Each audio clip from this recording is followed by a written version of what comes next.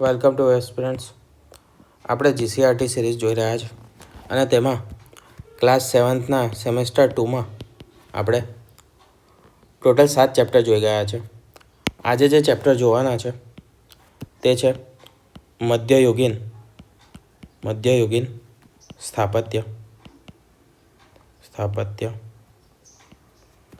અને આ ચેપ્ટર છે આપણું આર્ટ એન્ડ કલ્ચરના વિષયનું, જેને આપણે સાંસ્કૃતિક વારસો તરીકે પણ ઓળખીએ છીએ. સાંસ્કૃતિક વારસા અંતર્ગત એક ટૉપિક આવે છે આપણો શિલ્પ અને સ્થાપત્ય.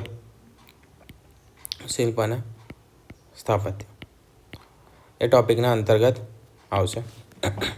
સૌપ્રથમ સ્થાપત્યનો અર્થ અને તેનું મહત્ત્વ જોઈએ તો સ્થાપત્યની વ્યાખ્યા શું કરી શકીએ છીએ તો કે લોકભોગ્ય એટલે લોકો દ્વારા વાપરવામાં આવતી હોય, લોકો દ્વારા વપરાતી, લોક ઉપયોગી દાર્શનિક બાંધકામો જે પણ છે તેને આપણે સ્થાપત્ય કહીએ છીએ. બીજી શું વિશેષતા છે તો જે સામાન્ય બાંધકામો હોય છે તેના કરતાં વિશિષ્ટ પ્રકારની કલાનો તેમાં ઉપયોગ કરવામાં આવે છે. ચોક્કસ અલગ અલગ કલાઓ વિકસાવવામાં આવે છે તેની સુંદરતા વધારવા માટે.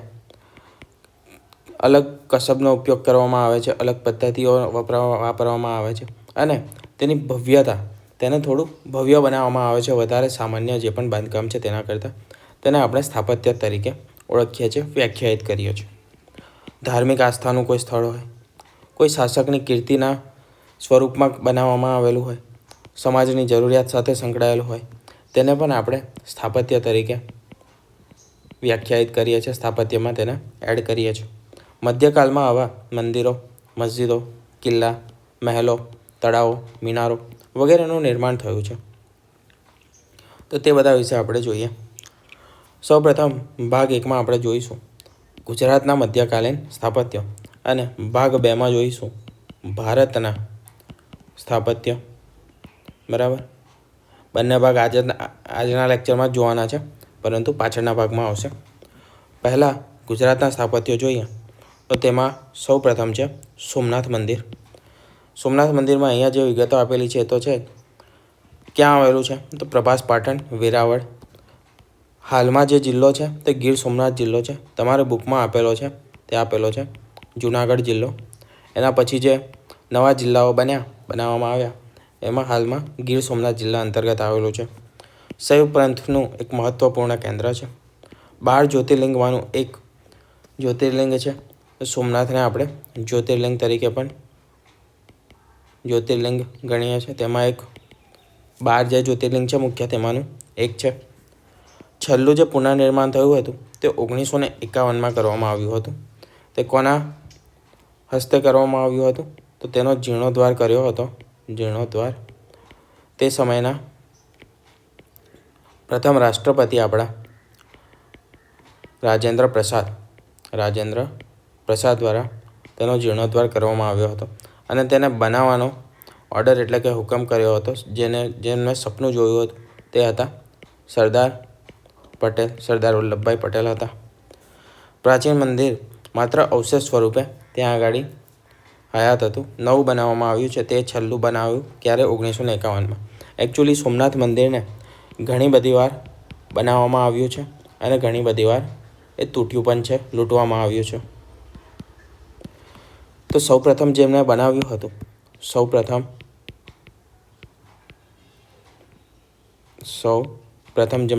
હતું તે હતા ચંદ્ર ભગવાન. અને દર વખતે અલગ અલગ મટીરિયલમાંથી બનાવવામાં આવ્યું છે. ચંદ્ર ભગવાને બનાવ્યું હતું સુવર્ણ મંદિર બનાવ્યું હતું, એટલે કે સોનાથી બનાવવામાં આવ્યું હતું. ત્યારબાદ બનાવ્યું હતું રાવણે બનાવ્યું હતું ચાંદીનું. પછી ભગવાન શ્રી કૃષ્ણએ બનાવ્યું હતું અને તે બનાવ્યું હતું લાકડામાંથી. ઉપરાંત એના પછી જે બનાવવામાં આવ્યું તે ભીમદેવ પ્રથમ દ્વારા બનાવવામાં આવ્યું. તેને બનાવ્યું હતું પથ્થરમાંથી, એટલે કે પથ્થરનો ઉપયોગ કરીને બનાવ્યું હતું. આ કયા સોલંકી વંશનું આપણે જે અત્યારે સ્થાપત્ય ભણ્યા છે તે આ ભીમદેવ સોલંકીએ જે બનાવ્યું હતું તે ટાઈમનું આપણે અત્યારે ભણી રહ્યા છીએ. હાલમાં આ જે છેલ્લું બનેલું છે તે કઈ શૈલીનું બનેલું છે? તો તે જે બનેલું છે તેની શૈલી છે ચાલુક્ય શૈલી. બરાબર, જેને આપણે ચાલુક્ય અથવા તો મારું ગુર્જર શૈલી તરીકે પણ ઓળખીએ છીએ. હવે વાત કરીએ બીજો એક સ્થાપત્ય જે છે દ્વારકાધીશ મંદિર, જેને જગત મંદિર તરીકે પણ ઓળખીએ છીએ. તે આવેલું છે દ્વારકામાં. આ તમારો GCRTનો છે સુધારવાનો રહી ગયો છે જિલ્લો. હાલમાં તે દ્વારકા જિલ્લામાં જ આવેલું છે. દેવભૂમિ દ્વારકા જિલ્લામાં આવેલું છે. આની ખાસિયત છે કે જે 4 હરિધામો છે, જે 4 ધામ છે આપણે ગણીએ છીએ, એક ઉત્તરમાં, એક પશ્ચિમમાં, પૂર્વમાં અને દક્ષિણમાં. તો એ 4 ધામો પૈકીનું એક છે અહીંયા છે દ્વારકા. બરાબર, ઉપર છે બદ્રીનાથ, જગન્નાથપુરી. ચોથું ધામ કયું છે જે દક્ષિણમાં આવેલું છે તે કયું છે? કમેન્ટ કરજો. સ્થાપત્ય એ 13મી સદીમાં બનાવવામાં આવ્યું છે. આ મંદિર જે છે તે 13મી સદીમાં બનાવવામાં આવ્યું છે. ક્યાં આવેલું છે? ગોમતી નદીના ઉત્તર કિનારે આવેલું છે.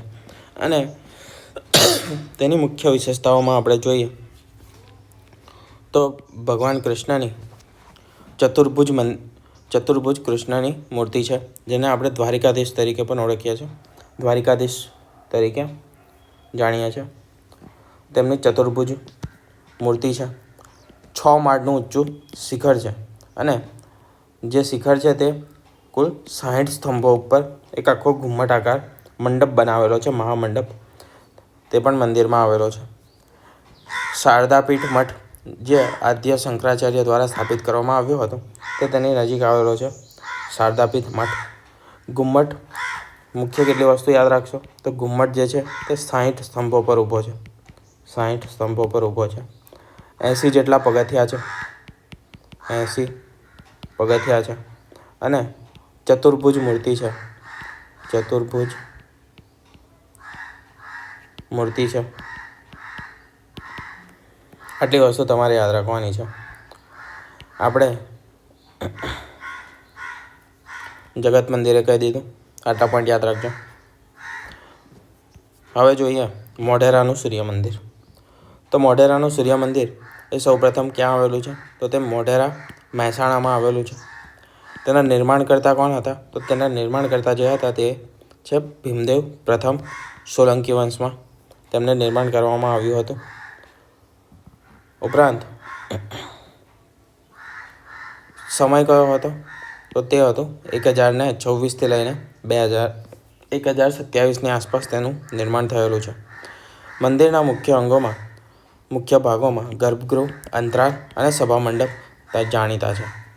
આ જે મંદિર છે તે એવી રીતે બનાવેલું છે કર્કવૃત્ત પર, અને કે સવારે જ્યારે સૂર્ય ઉગે ત્યારે મંદિરમાં એક ક્રિસ્ટલ મની જેવું રાખવામાં આવેલું છે.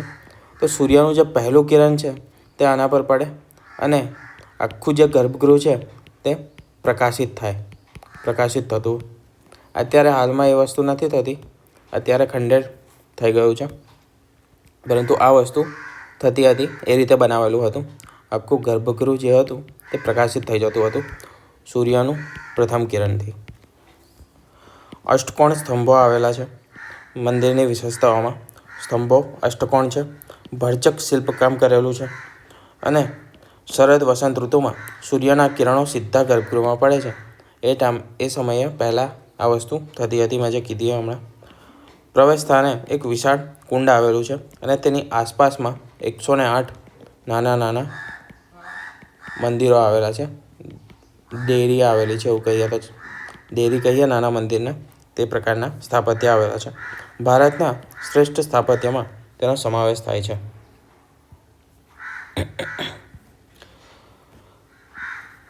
તો આટલી વસ્તુ મુખ્ય હતી જે યાદ રાખવાની હશે તમારે. હવે જોઈએ રુદ્ર મહાલય.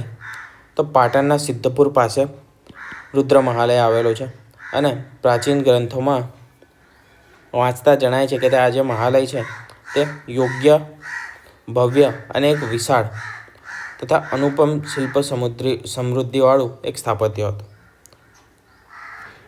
કોણે બનાવ્યું હતું? તો તેની શરૂઆત કરવામાં આવી હતી મૂળરાજ દ્વારા. આ પણ સોલંકી વંશનું જ છે. મૂળરાજ દ્વારા તેની શરૂઆત કરવામાં આવી હતી અને તેને પૂર્ણ કરાવ્યું હતું સિદ્ધરાજ જયસિંહે. એક સમયનું વિશાળ અને ભવ્ય મહાલય છે તથા હાલમાં તે થોડા અવશેષ સ્વરૂપે થાંભલા અને કમાન જ માત્ર બચેલા છે. આ સિવાયનું બધું ખંડેર પામ્યું છે અને તેના અવશેષો પણ રહ્યા નથી. માત્ર થોડા ઘણા થાંભલા રહ્યા છે અને એક કમાન બચી છે. આગળ જોઈએ પાલીતાણાનો અથવા તો શેત્રુંજય પર્વત. ભાવનગરથી 60 કિલોમીટરના અંતરે આવેલું છે. જૈનોનું મહાતીર્થ સ્થાન છે. સૌથી મુખ્ય તીર્થસ્થાન અને પવિત્ર તીર્થસ્થાન ગણીએ કોનામાં? જૈન માટે તો તે છે પાલીતાણા. ઊંચાઈ છે શેત્રુંજય પર્વતની તે છે 603 મીટર. સૌ પ્રથમ તીર્થંકર જે ઋષભદેવ હતા, જેને આદિનાથ તરીકે પણ ઓળખીએ છીએ, તેમનું મંદિર આવેલું છે ત્યાં. વિશેષતાઓમાં આ મંદિરો જે છે તે આરસ પહાડના બનેલા છે અને એક કરતાં વધારે મંદિર છે. અસંખ્ય મંદિરો બનેલા છે આરસ પહાડના. એ શિલ્પ સ્થાપત્યના એક બેનમૂળ નમૂના છે. તેમાં યોગદાનની વાત કરીએ તો તેના પાછળ હેમચંદ્રાચાર્ય, સિદ્ધરાજ જયસિંહ, કુમારપાળ તમામનું યોગદાન આવેલું છે તેને બનાવવામાં. તેનું જે કોતરકામ અને જે શિલ્પ તે અતિ ઉત્કૃષ્ટ કૃતિનું છે અને અતિ ઉત્કૃષ્ટ છે.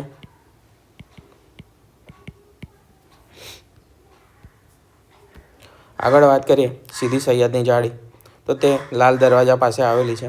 ક્યાં આગળ? અમદાવાદમાં. તેના નિર્માતા છે સીદી સૈયદ અને પથ્થરમાંથી વૃક્ષ અને ભૌમિતિક જાળીવાળી રચના દર્શાવેલી છે. ભૌમિતિક જાળી છે. જાળીમાં ભૌમિતિક આકૃતિઓ દોરવામાં આવી છે. આકૃતિ દોરવામાં નથી આવી એટલે કોતરવામાં આવી છે. ગુજરાતનો જે સલ્તનત કાળ હતો તે સમયનું સૌથી સર્વશ્રેષ્ઠ શિલ્પ એટલે સીદી સૈયદની જાળી. કાંકરિયા તળાવ. તો કાંકરિયા તળાવ એ હોજે કુતુબ તરીકે પણ ઓળખાય છે.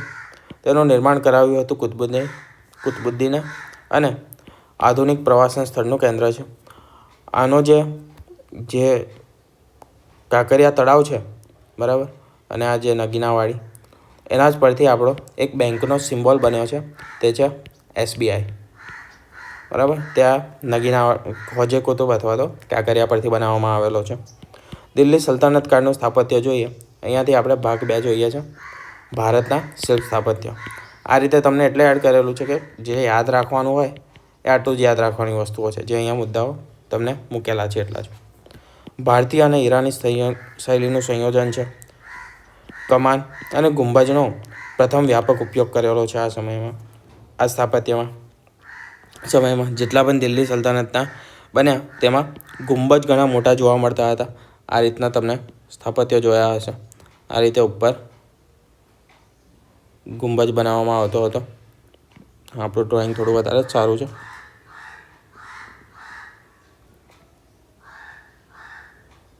આ રીતના ગુંબજ બનાવવામાં આવતો હતો.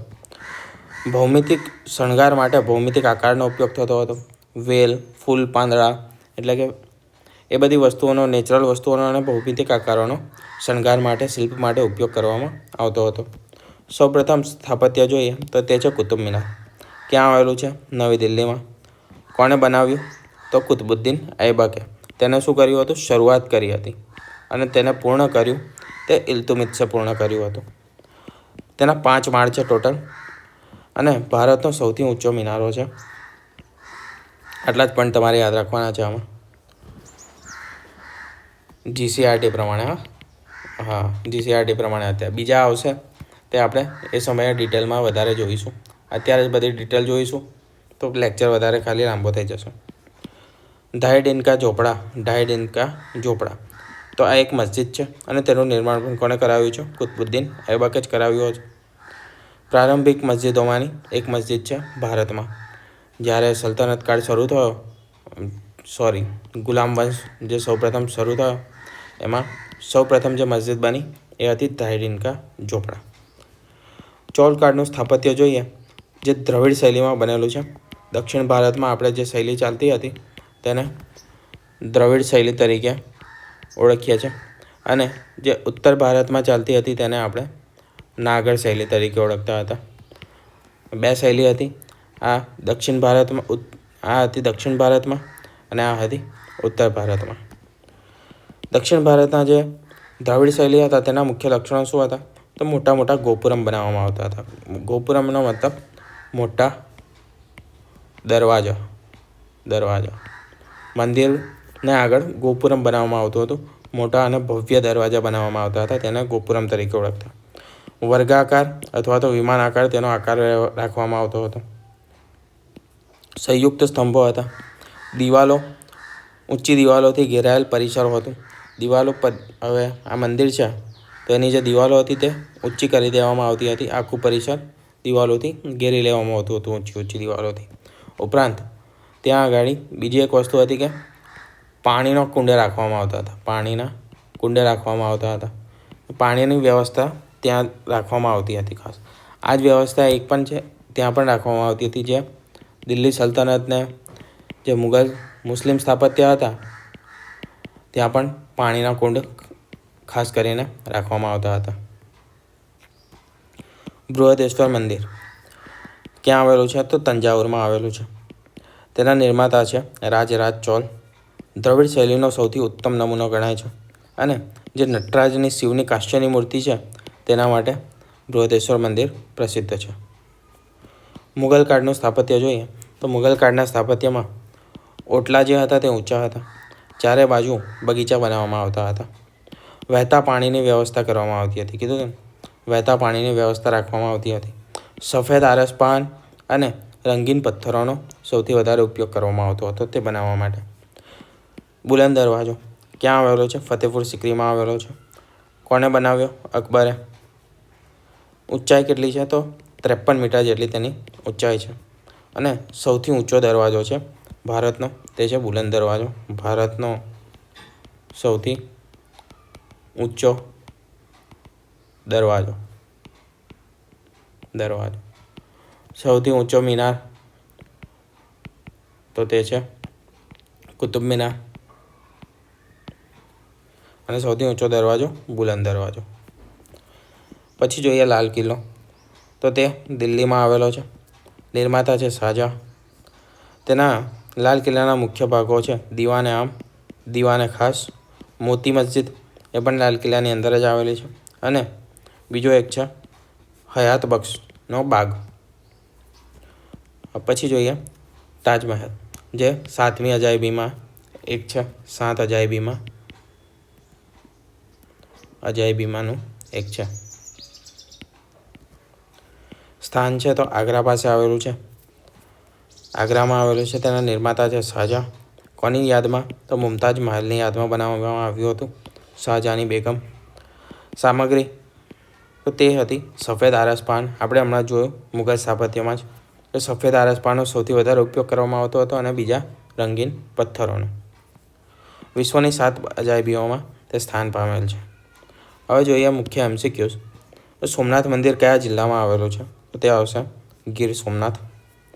સોમનાથ મંદિર કેટલા જ્યોતિર્લિંગમાંનું એક છે, અથવા તો ભારતમાં કુલ કેટલા જ્યોતિર્લિંગ આવેલા છે? તો તે છે 12.